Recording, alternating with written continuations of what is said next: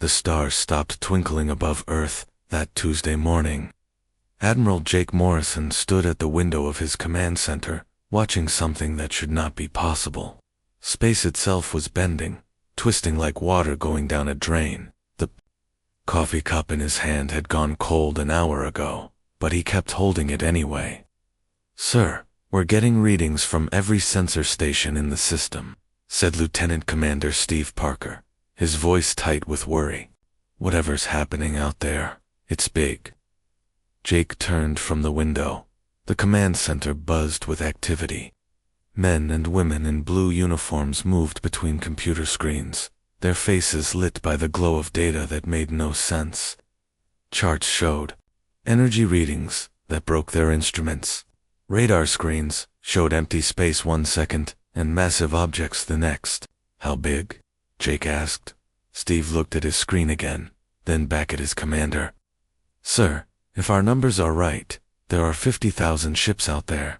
The room went quiet. Even the sound of typing stopped. 50,000 ships was not an invasion force. It was the end of everything. Dr. Lisa Carter pushed through the crowd of officers. Her lab coat was wrinkled, and her gray hair was messy from running her hands through it.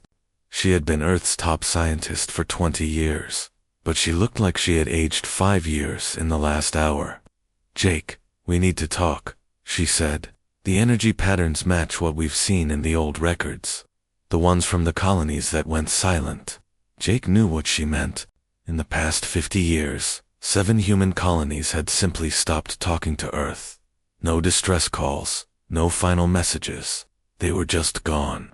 The last transmissions always showed the same thing, stars that stopped twinkling, then nothing. "Are you sure?" he asked. Lisa nodded. "The Zalonian Empire. It has to be. Everything matches their pattern."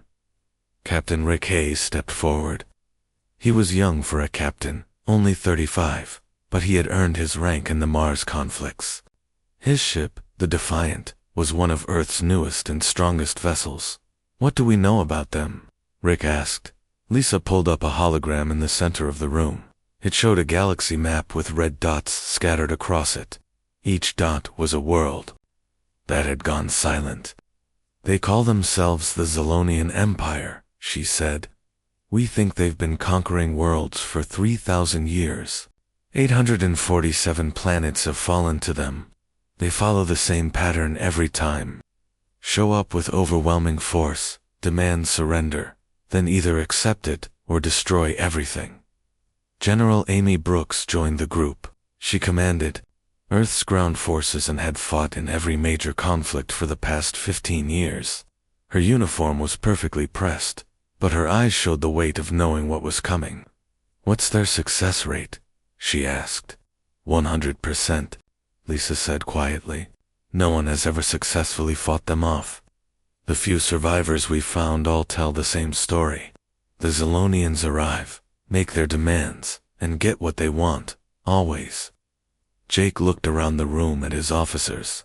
These were good people, trained soldiers and scientists who had dedicated their lives to protecting Earth. But they were also human, and humans got scared, just like everyone else. "How long do we have?" he asked. As if answering his question, every screen in the room lit up with the same message. It was being broadcast on every frequency, in every human language. The voice was cold and mechanical, like a computer trying to sound alive. "People of the third planet, you are now subjects of the Zalonian Empire. You have one rotation of your world to surrender completely. Lay down all weapons. Shut down all defenses. Prepare for occupation. Any resistance will result in the complete destruction of your species." The message repeated 3 times, then stopped. The room stayed silent for a long moment. "1 day," Jake said. "They're giving us 1 day." Steve looked at his instruments again. "Sir, they're not moving closer. They're just sitting there, waiting." "Probably standard procedure," Amy said. "Why waste energy on a fight when fear does the work for you?" Jake walked back to the window. Outside, the stars were visible again, but he knew the alien fleet was still there, hiding in the darkness between worlds. 50,000 ships, each one probably bigger and stronger than anything humans had ever built. "Sir," Rick said, "what are your orders?" Jake thought about Earth. 4 billion people living their lives, going to work, raising children, making art, falling in love. Most of them didn't even know what was happening yet. In a few hours, the news would spread and panic would follow. But right now, in this moment, they were still free. He thought about the colonies that had surrendered. The reports said the Zolonians kept their word. If a world gave up without a fight, they usually let most of the people live. They would become slaves, but they would be alive. He also thought about the colonies that had tried to fight. Those places were just empty space now, not even debris left behind. "Open a channel," Jake said finally. Steve's fingers moved over his controls. "Channel open, sir. Broadcasting on all frequencies." Jake picked up the microphone. Somewhere out there, beyond the range of human sensors, alien commanders were listening. They expected to hear fear, maybe negotiations, possibly desperate pleading. "This is Admiral Jake Morrison of the Earth Defense Force," he said, his voice calm and clear. "We have received your message. Here is our response." He paused, thinking of all the people depending on his next words. "We decline your offer. You have 30 minutes to leave our system. If you are still here after that, we will consider it an act of war." He put down the microphone. Every person in the command center stared at him like he had lost his mind in the darkness of space. Aboard the Zolonian command ship, Admiral Vextar listened to the human response with something like amusement. In 3,000 years of conquest, no species had ever responded with such foolish bravery. This would be interesting. Admiral Vextar stood 8 feet tall, his gray skin covered in the ritual scars of his rank. His 4 eyes studied the tactical display, showing the third planet's pathetic defenses. Behind him, his bridge crew worked quietly at their stations, each one a veteran of dozens of conquests. "Analysis complete, Admiral," reported his intelligence officer, a thin creature with long fingers that moved like spiders across his control panel. "The humans have approximately 200 combat vessels, primitive nuclear weapons, basic energy shields, no significant space-based defenses detected." Vextar made a sound that might have been laughter in his throat. 200 ships against 50,000. Nuclear weapons against planet crackers. It was almost insulting. "Interesting," he said, his voice like gravel in a metal pipe. "In 3 millennia, no species has ever demanded we leave. Usually they beg for more time, or offer tribute, or simply panic. Perhaps they do not understand our capabilities," suggested his tactical officer. "Or perhaps they are simply insane," Vex replied. "Show me their military history." The main screen shifted to display what their long-range sensors had gathered about human civilization. Cities spread across the continents, orbital platforms that looked like industrial facilities, a few small colonies on nearby worlds. Nothing impressive. "They appear to be a young species," the intelligence officer continued. "Space travel for less than 2 centuries. Still fighting among themselves as recently as 50 years ago. Their technology is crude, but functional." Vextar studied the data. Most species they encountered fell into 2 categories. The first were peaceful civilizations that had spent their development focused on art, science, and exploration. These usually surrendered quickly when faced with superior force. The second were warrior cultures that had conquered their home regions through violence. These fought harder, but were usually too primitive to matter. Humans seemed to fit the second category, but barely. Their weapons were outdated, their ships were small, and their numbers were laughable. "What about their industrial capacity?" Vextar asked. "Significant, but focused on civilian production. They build cities, not warships. Their manufacturing could be converted to military use, but it would take years. And their psychological profile. The intelligence officer paused, scrolling through data. Difficult to assess, Admiral. They have no unified government. Multiple nations that compete with each other. History shows constant warfare, but also cooperation during major threats. They seem unpredictable. Down on Earth, in a bunker, buried 3 miles beneath the Colorado mountains. Dr. Lisa Carter was explaining to Admiral Morrison why humans were definitely going to lose this fight. The energy readings from their ships are incredible, she said, pointing to charts that covered the walls. Each one of their vessels puts out more power than our entire space fleet combined. If they have weapons that match their engines, they could destroy our whole planet from where they're sitting right now. Major Tony Clark, head of special operations, studied the tactical displays. He was a quiet man who had spent most of his career planning for impossible missions. This was definitely impossible. What about their weaknesses? He asked. What weaknesses? Lisa laughed, but there was no humor in it. They're bigger, stronger, faster, and they have more ships than we have bullets. The only advantage we might have is that they don't know much about us either. Lieutenant Commander Steve Parker looked up from his communication station. Sir, we're intercepting their transmissions. The computers are working on translation, but it's going to take time. Admiral Morrison walked between the displays, studying everything they knew about their enemy. It wasn't much, but it was something. The Zilonian ships were big and powerful, but they moved in predictable patterns. Their formation was standard military doctrine, overwhelming force applied systematically. They're not taking us seriously, he said finally. Should they? Amy Brooks asked. Jake, I've run every simulation I can think of. We lose every single one. The best scenario has 10% of Earth's population surviving as slaves. Morrison nodded. He had seen the same numbers. But something about this felt wrong. The Zilonians had been conquering worlds for 3,000 years. They had a system, a process that worked. But their process was designed for normal species. Humans were not normal. Steve, patch me through to every command center on Earth. I want to talk to every military leader, every government official, and every colony administrator. Sir, that's going to take. Do it now. While Steve worked, Morrison pulled up Earth's military files.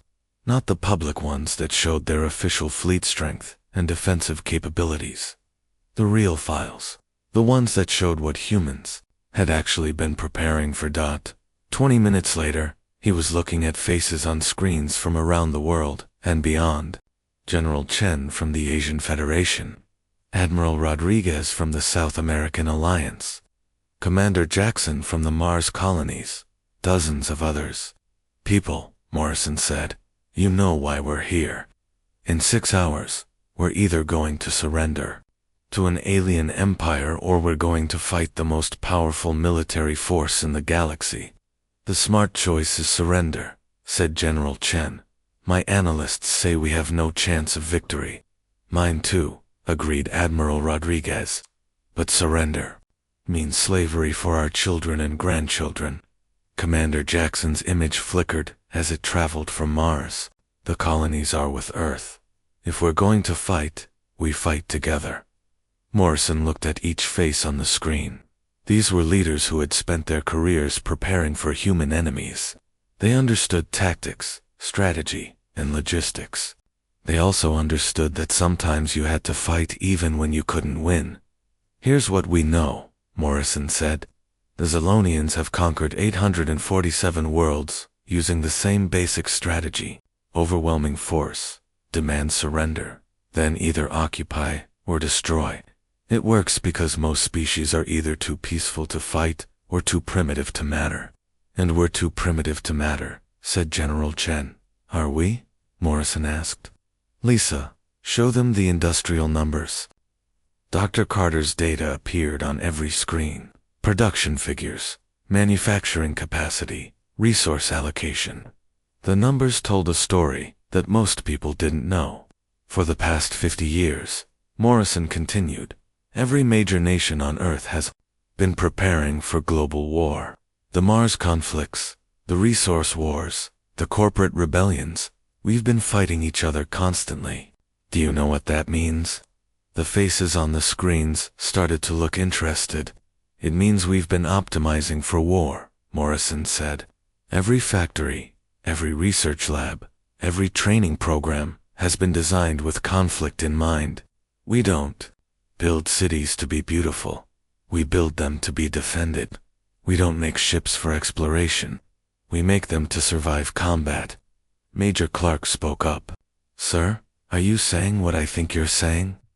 Morrison smiled for the first time all day. The Zolonians think they're facing a normal species that happened to develop space travel. They don't understand that humans aren't normal. We're a species that has spent its entire existence at war with itself. Above Earth, Admiral Vextar was growing impatient. The humans had been given 30 minutes to reconsider their foolish response. That time was almost up. Still no surrender transmission, reported his communications officer. Then we proceed with standard protocol, Vextar said. Prepare the first wave. 10,000 ships should be sufficient to break their will. As the Zolonian fleet began to move, none of them noticed the small objects that had been drifting in the outer system for decades. Objects that looked like asteroids or space debris. Objects that were now powering up and turning toward the alien ships. The war was about to begin, and both sides were about to learn things about each other that would change everything. Captain Rick Hayes stood on the bridge of the Defiant, watching 10,000 alien warships move toward Earth like a storm made of metal and fire. Each enemy vessel was twice the size of his ship, and their weapons could probably turn a moon into dust. But Rick wasn't thinking about losing. He was thinking about timing. Distance to enemy fleet, he asked. 2 million kilometers in closing, replied Lieutenant Ben Turner from the navigation station. They're maintaining standard attack formation. Standard, Rick repeated. That's their first mistake. Behind him, Commander Julie Watson worked at the weapons control panel. Her fingers moved quickly over buttons and switches that most people didn't even know existed. The Defiant looked like a normal Earth battleship from the outside, but inside, it was something entirely different. Weapons ready, Captain, Julie said. All systems show green. Rick looked at the tactical display. 50 Earth ships were moving to intercept the alien force. Against 10,000 enemy vessels, it looked like suicide. The Zolonians probably thought humans were brave, but stupid. They were half right. All ships, this is Hayes, Rick said into his communicator. Remember, we're not trying to win this fight. We're trying to learn everything we can before they kill us. On Earth, Admiral Morrison watched the battle display with Dr. Carter and the other commanders. The alien ships moved in perfect formation, like they had done this same attack 1,000 times before, which they probably had. Energy readings are off the charts, Lisa reported. Each of those ships has enough firepower to destroy a city. But they're using standard tactics, observed Major Clark. Same formation the Romans used, just in space. Morrison nodded. The Zolonians had been winning for 3,000 years using the same basic strategy. Why change what worked? But that also meant they had become predictable. Steve, are we recording everything? Morrison asked. Every sensor we have is focused on this fight, Steve confirmed. We'll know everything about their capabilities when this is over. If anyone was left alive to use that information, in space, the two fleets rushed toward each other. The Zolonian ships fired first, sending beams of energy that could cut through planets. But something strange happened. The human ships didn't try to dodge or hide behind shields. Instead, they flew directly into the enemy fire. Admiral Vec watched from his command ship with growing confusion. The human vessels were absorbing his weapons fire, but they weren't being destroyed. Their hulls glowed white-hot, but they kept flying. What kind of armor do they have? He demanded. Unknown, Admiral, replied his tactical officer. Our weapons are hitting them, but the damage is minimal. What Vextar didn't know was that human ships weren't armored at all. They were designed around a completely different philosophy. Instead of trying to stop enemy weapons, they absorbed the energy and used it to power their own systems. Captain Hayes felt the Defiant shake as Zilonian energy beams struck his ship. But instead of damage warnings, he heard Julie Watson laugh with excitement. "Energy levels at 200% and climbing," she reported. "These aliens just gave us enough power to light up half of Earth." "Time to return the favor," Rick said. "All ships, open fire." The human fleet had been flying in a loose formation, looking disorganized and desperate. But when they fired, their weapons struck the alien ships with surgical precision. Every shot hit exactly where it needed to hit. The Zilonian ships had powerful shields designed to stop massive attacks. But the human weapons didn't try to overwhelm the shields. Instead, they found the tiny gaps where shield generators connected to power systems. They slipped through defensive networks like needles through fabric. In 90 seconds, 3,000 alien ships went dark. Admiral Vextar stared at his tactical display in shock. 3,000 vessels, each one a masterpiece of Zilonian engineering, had just been disabled by a tiny human fleet using weapons that should barely scratch their hulls. "How?" he whispered. His intelligence officer was frantically scanning the human ships, trying to understand what had happened. "Sir, their weapons appear to be modified versions of our own technology, but that's impossible. They shouldn't understand our systems well enough to, unless they've been studying us," Vextar finished. "For how long?" On the Defiant, Rick was asking Julie the same question in reverse. "How long have we been preparing for this?" he asked. "Since the first colony went silent," Julie replied, checking her instruments. 73 years of analyzing every piece of Zilonian technology we could find. Every wreck, every energy signature, every transmission. Rick smiled grimly. The aliens thought they were fighting primitives who had just discovered space travel. They didn't know that humans had been preparing for this exact battle for 3 generations. "Enemy response?" he asked Ben. "They're regrouping. Looks like they're confused about what just happened." "Good. Confusion is what we need. All ships, fall back to defensive positions. Make them think we're scared."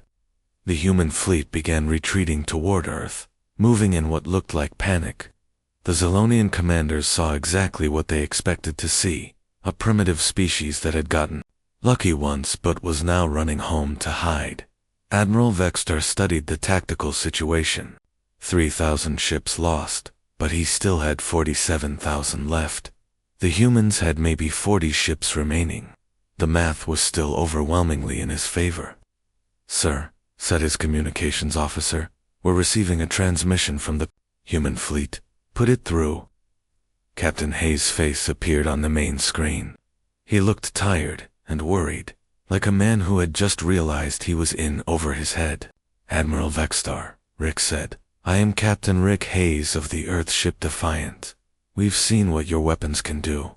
We're prepared to discuss surrender terms." Vextar felt a familiar satisfaction. This was how it always went. A show of resistance. A demonstration of power. Then the inevitable collapse of the enemy's will to fight. "Unconditional surrender," Vextar replied. "No terms, no negotiations." Rick appeared to think about this for a moment. "We need time to coordinate with our government. 1 hour. You have 30 minutes. The transmission ended. Vextar turned to his tactical officer. "Maintain current position. Do not advance until they surrender." What the Admiral didn't know was that Rick Hayes was not requesting surrender terms. He was buying time for the real battle to begin.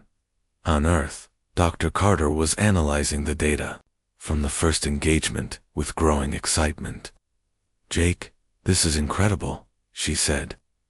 "We learned more about Zilonian technology in the last 10 minutes than we did in 70 years of research." "What did we learn?" Morrison asked. "Everything. Their shield frequencies, their weapon systems, their communication protocols. Their ships are incredibly advanced, but they're also incredibly standardized. Every vessel uses the same basic design. Major Clark looked up from his planning station. Which means what we learned from fighting 10,000 ships applies to all 50,000. Exactly. Morrison walked to the central display showing the current tactical situation. The Zilonian fleet was holding position, waiting for Earth's surrender. They had no idea that human ships were not the real threat. Steve, signal all hidden platforms, Morrison ordered. Begin Phase 2. Across the solar system, objects that had been drifting in space for decades began to wake up. They looked like asteroids, space debris, or abandoned satellites. But they were actually weapons platforms, placed in strategic positions over the course of 70 years. Each platform had been designed for one purpose: to study and destroy Zilonian ships. And now, with 3,000 enemy vessels providing detailed tactical data, the platforms finally knew how to do their job. Admiral Vexstar was beginning to suspect that something was wrong when his long-range sensors detected energy signatures throughout the solar system. Objects that had appeared to be space junk were suddenly powering up and turning toward his fleet. "How many?" he asked. His sensor operator's voice was quiet with shock. "Over 2,000, sir. They were hidden. We never detected them. For the first time in 3,000 years of conquest." Admiral Vexstar felt something he had almost forgotten: fear. The humans had not been preparing to surrender. They had been preparing to fight a war. At exactly 1441 Earth time, Admiral Vexstar made the decision that would destroy his empire.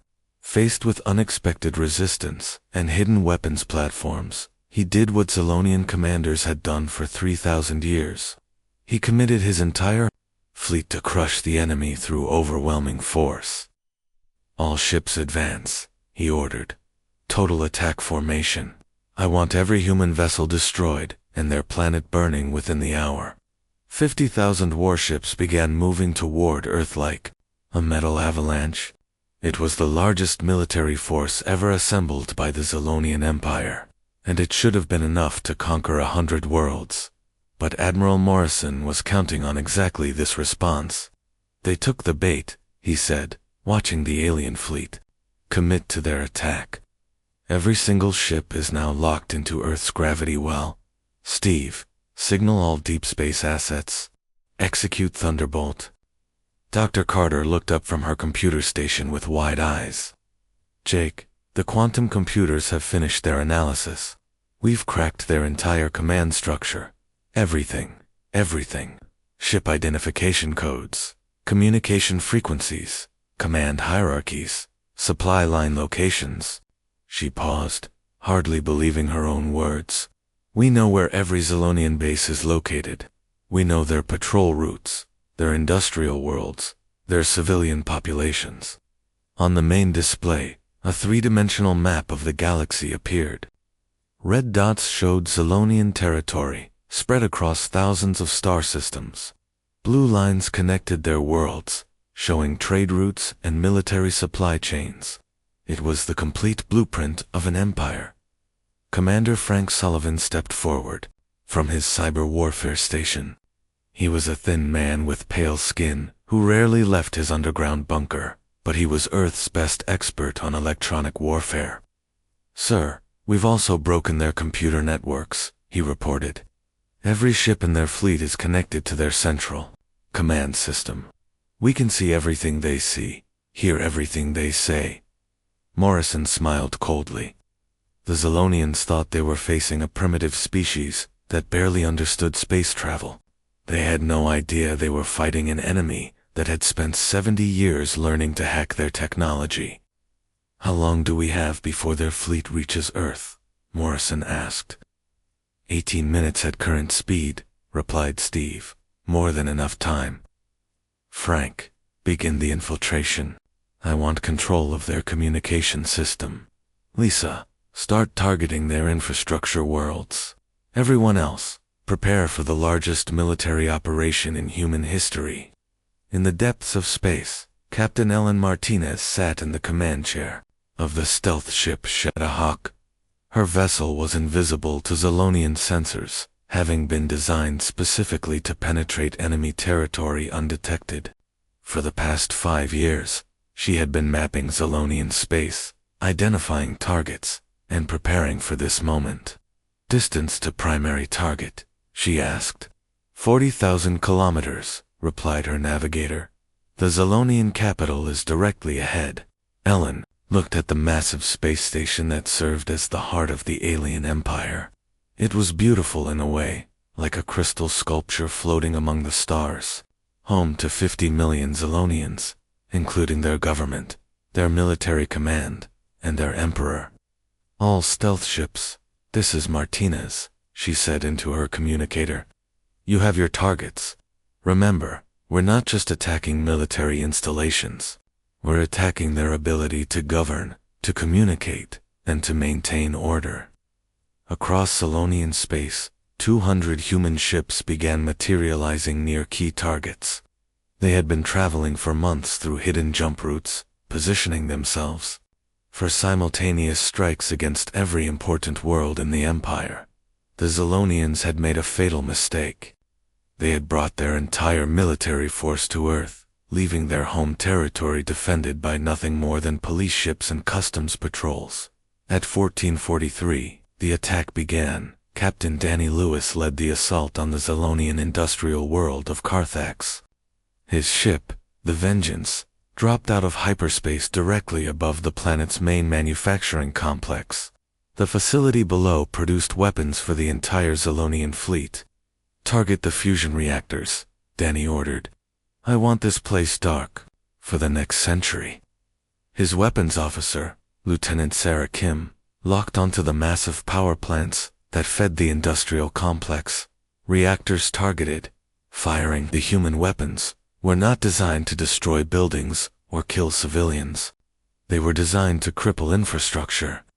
Fusion reactors went offline, manufacturing equipment shut down, and transportation networks collapsed. Within minutes, the industrial heart of the Zolonian military was reduced to useless metal. On Earth, Dr. Carter monitored the attacks through quantum communication links. Her screens showed strike after strike, hitting Zolonian worlds with surgical precision. Food production facilities on Veltar are offline, she reported. Communication relays in the Krek system are down. Military academies on 6 worlds have lost power. Admiral Morrison watched the cascade of destruction with grim satisfaction. This was not random violence. Every target had been carefully chosen to maximize the collapse of Zolonian civilization. What about their government? He asked. Captain Martinez is approaching the capital now. Aboard the Shadowhawk, Ellen Martinez prepared for the most important mission of her life. The Zolonian capital station was heavily shielded and defended by automated weapon systems. But those systems were designed to stop massive attacks, not tiny stealth ships. Take us inside their defense perimeter, she ordered. The Shadowhawk slipped past Zolonian sensors like a ghost. The alien weapons systems never detected the small human vessel as it approached the station's docking bay. Ma'am, we're receiving automated landing instructions, reported her communications officer. The station's computer thinks we're a Zolonian courier ship. Ellen smiled. Human hackers had been infiltrating Zolonian networks for years, learning their identification codes and communication protocols. Follow their instructions. Take us right to the government sector. Meanwhile, Admiral Vextar was beginning to understand the scope of his miscalculation. His fleet was still 20 minutes away from Earth, but reports were flooding in from across Zolonian space. Sir, we've lost contact with the capital, reported his communications officer, panic creeping into his voice. In Carthax, no response from their industrial complex Veltar. The entire system appears to be under attack. Vexter stared at his tactical display, trying to process what was happening. The humans had somehow launched simultaneous attacks against dozens of Zolonian worlds. But that was impossible. Earth's entire fleet was right here, fighting his advance forces. How many human ships are attacking our territory? He demanded. Unknown, sir. Our long-range sensors are being jammed. What Vextar didn't know was that Earth had been building ships in secret for decades. Not just the obvious military vessels that the Zalonians had detected, but hundreds of smaller ships designed for deep space operations. Ships that had been positioned throughout Zalonian space, waiting for this moment. Back on Earth, Commander Sullivan was orchestrating the electronic warfare campaign from his bunker. His computers were connected to Zalonian networks across the galaxy, and he was systematically destroying their ability to communicate and coordinate. I've got control of their military communication system, he reported. They can't talk to each other without us listening in. Can you send false orders? Morrison asked. Already doing it. I'm telling their reserve fleets to evacuate civilian populations. They're abandoning their defensive positions to run rescue missions that don't exist. Morrison nodded. The Zalonians were discovering what happened when a species that had perfected the art of warfare decided to fight back. Humans didn't just attack military targets. They attacked the enemy's ability to think, communicate, and respond. At 1447, Captain Martinez reached the government sector of the Zalonian capital. Her ship docked with the station without triggering any alarms. The alien security systems had been completely compromised by human hackers. Boarding party ready, reported her Marine commander, Sergeant Mike Torres. We know exactly where their central command is located. Do it, Ellen ordered. But remember, we're not here to kill their leaders. We're here to capture them. As human Marines moved through the corridors of the Zalonian capital, Admiral Vextar finally understood what he was facing. The tactical display showed the complete collapse of his empire's infrastructure. Worlds were going dark, fleets were scattered, and his government was under direct attack. Sir, said his intelligence officer quietly, I think we need to consider retreat. Vextar looked at the officer with 4 eyes that had seen the conquest of nearly 1,000 worlds. In 3 millennia, no Zalonian commander had ever retreated from battle. Retreat to where? He asked. Look at the display. There. Everywhere. The truth was becoming clear. The humans had not just prepared to defend their world. They had prepared to destroy the Zalonian Empire completely, and they were succeeding. At 1451, the Zalonian Emperor himself sent a message to the human fleet. It was broadcast on all frequencies. In perfect English. Admiral Morrison, this is Emperor Draktai, of the Zalonian Empire. We wish to discuss terms for ceasefire. Morrison looked around his command center at the men and women who had planned and executed the most successful military operation in galactic history. In 14 minutes, they had reduced a 3,000-year-old empire to begging for mercy. Tell the Emperor, Morrison said into his communicator, that Earth does not negotiate with invaders. He has 1 minute to order his fleet to surrender, or we will finish what he started. Emperor Draktai had ruled the Zalonian Empire for 200 years. He had seen the conquest of dozens of worlds, the expansion of his territory across half the galaxy, and the submission of countless species to Zalonian rule. Never in his long life had he imagined he would be the one begging for mercy. The human admiral's words echoed through his throne chamber. Earth does not negotiate with invaders. Draktai looked at the tactical displays surrounding his throne. Each screen showed another disaster. Industrial worlds were dark. Military bases were silent. Trade routes were severed. In less than 15 minutes, the humans had done something that 3,000 years of internal rebellion and external enemies had never accomplished. They had broken the Zalonian Empire. Your Majesty, said his military advisor, General Kethver, Admiral Vextar, is requesting permission to retreat. His fleet is trapped in the Earth system, and our home territories are under total attack. How many ships have we lost? The Emperor asked. Unknown, Majesty. Communications are compromised across most of our territory. But early reports suggest. Kethver paused, hardly believing the numbers. Possibly 40% of our total military capacity. Draktai closed his 4 eyes. 40%. Destroyed in minutes by a species they had dismissed as primitive. Savages. On Earth. Admiral Morrison watched the final phase of Operation Thunderbolt unfold with cold satisfaction. Every screen in his command center showed successful strikes against Zolonian targets.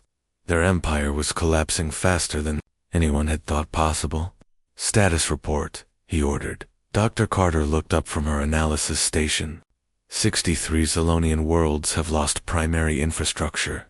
Their military communication network is completely under our control. Industrial production has dropped to 12% of normal levels.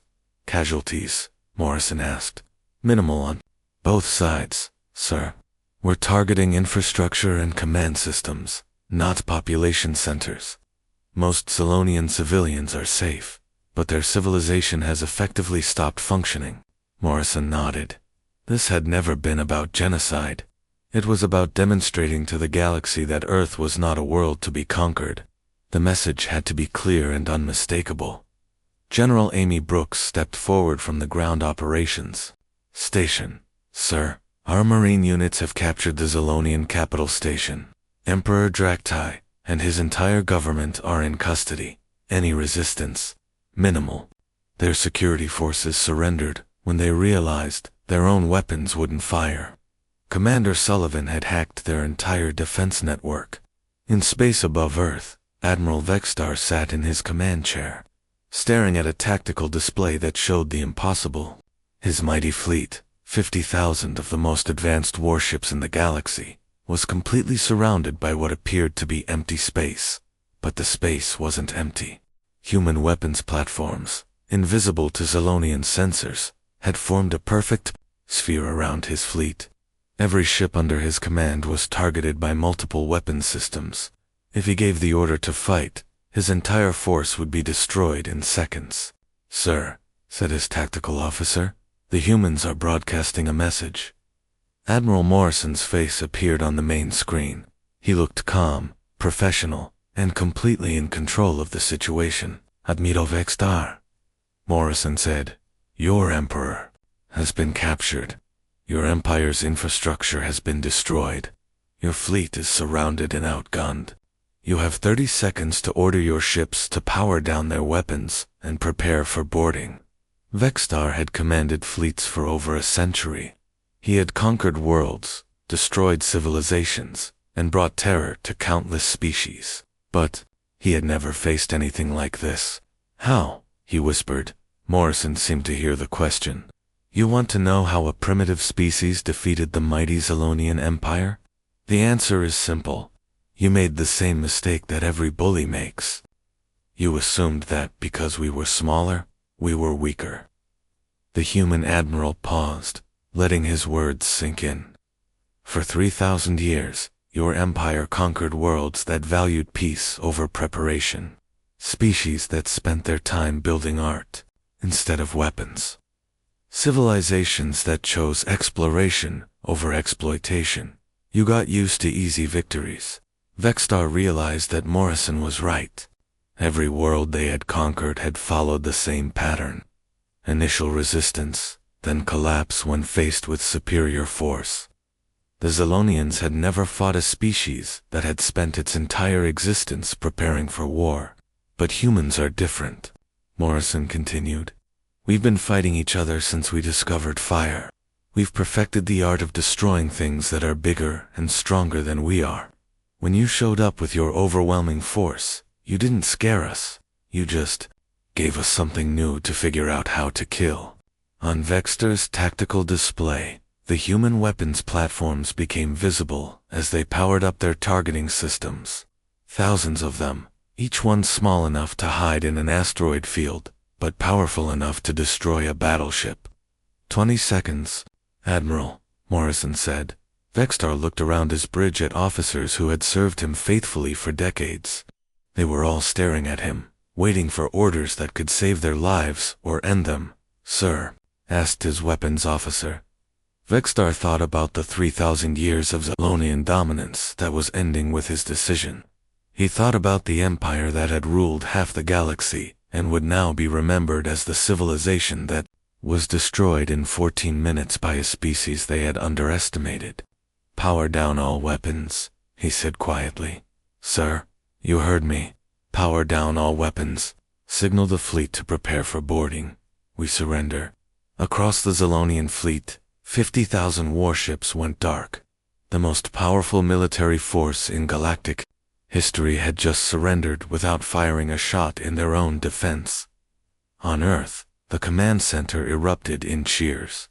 Men and women who had spent their careers preparing for this moment celebrated the most complete military victory in human history.